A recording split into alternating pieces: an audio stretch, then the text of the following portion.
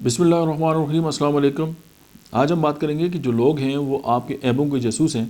اور جب بھی آپ کسی سے ملتے ہیں یا آپ کسی سے ملتے ہیں، کوئی آپ سے ملتا ہے، تو یہی دیکھا جاتا ہے کہ کسی انسان کی جو پرسنالٹی ہے اس کے اندر کہاں پہ جو ہے وہ خامی ہے۔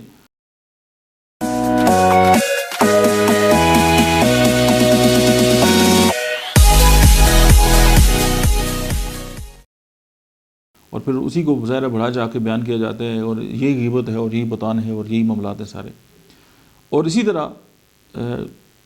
ہر دو طرف یہی معاملات چلتے رہتے ہیں۔ تو فارمولہ سمپل یہی ہے کہ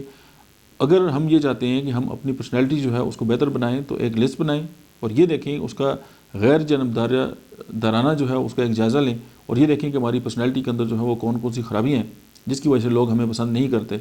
اور اس کو جو ہے وہ ایک ایک کر کے جو ہے وہ ختم کریں۔ اور کچھ عرصے بعد ہم یہ دیکھیں گے کہ ہماری پرسنالٹی جو ہے نہ صرف بہت بہتر ہو جائے گی، بلکہ اگر کوئی ہمارے قریب بھی آنے کی کوشش کرے گا تو نہ اس کو کچھ، اگر اس طرح کی کوئی بات نہیں ملے گی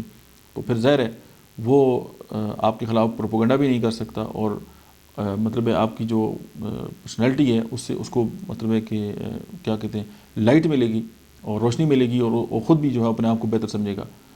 بارہ میں نے یہ دیکھا ہے کہ کچھ بہت ہی اعلیٰ اخلاق کے لوگ ہوتے ہیں، اگر آپ ان سے ملیں چند دیر ان کے پاس بیٹھیں تو آپ کو خود بھی لگتا ہے کہ یار یہ کتنے بہترین ہیں،